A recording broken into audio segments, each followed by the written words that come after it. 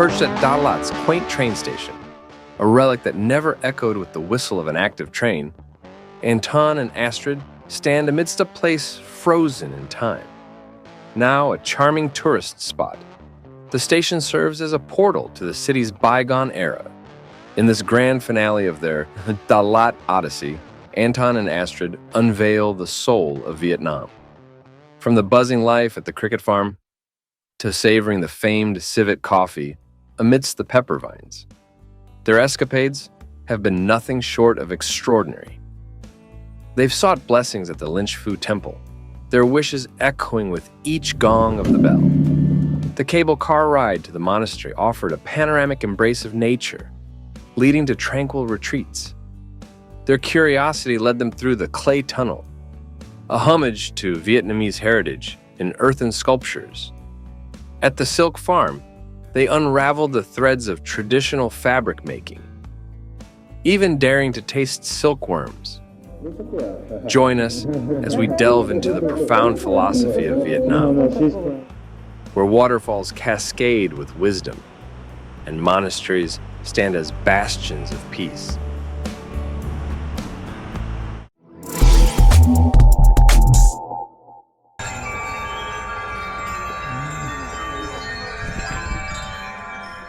In Dalat, Vietnam, where the mountains meet the sky, we found us an escape underneath the peaceful day, breathing in the fresh air, feeling the gentle breeze. This is a Buddhist temple known for its garden of flowers, and apparently there are bonsai trees that are 400 years old. Oh, an escape in Dalat, where the worries all fade away. Should be nails as claws, right? Claws of a dragon. Yeah, claws of the dragon. This is a real flower, guys. And this is the oldest pine tree in Vietnam. Got a little vase blended with a tree and a stone. So the tree grew around it.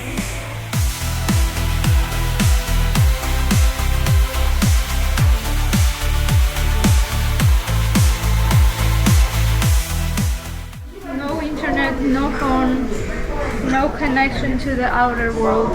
Just meditation, hard work, education.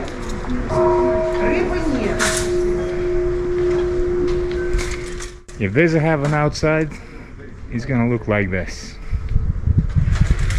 Although there's a high competition between Vietnam and Thailand in terms of tourists and culture, they always trying to emphasize the relationship between them. For instance, this particular Buddha, I don't remember the name of it, was present to Vietnam. From Thailand. Right. The biggest bonsai tree ever. 400 years old.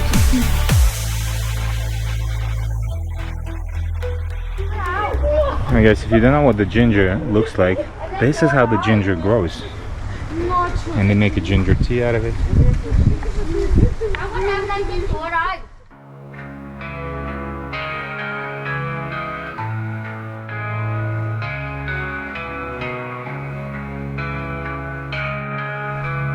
Waterfalls like a silver stream, sparkling with a million shimmering dreams, rushing down, crashing into the ground.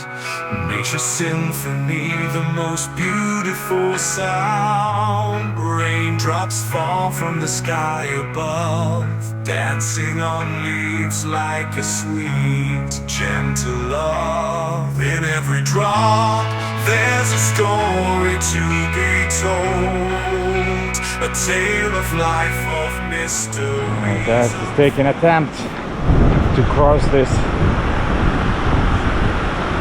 river, I suppose. And I'm following right behind.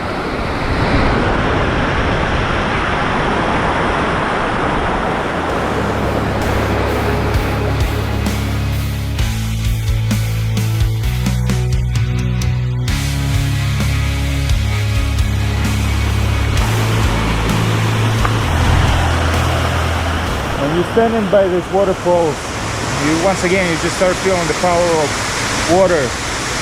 Same feeling as standing by the ocean. You see, the water breaks everything, breaks rocks, fire. It's unbelievable, and it's one of the most beautiful things in the world.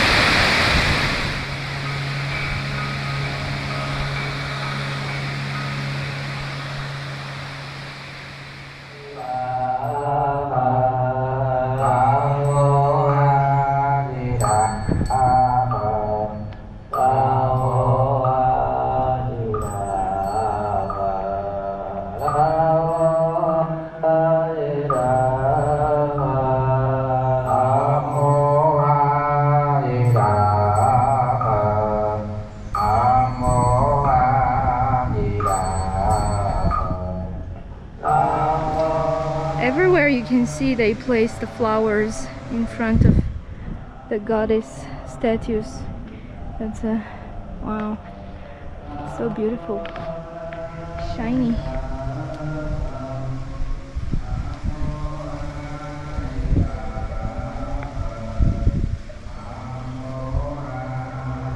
You might notice the arc that they created from the trees.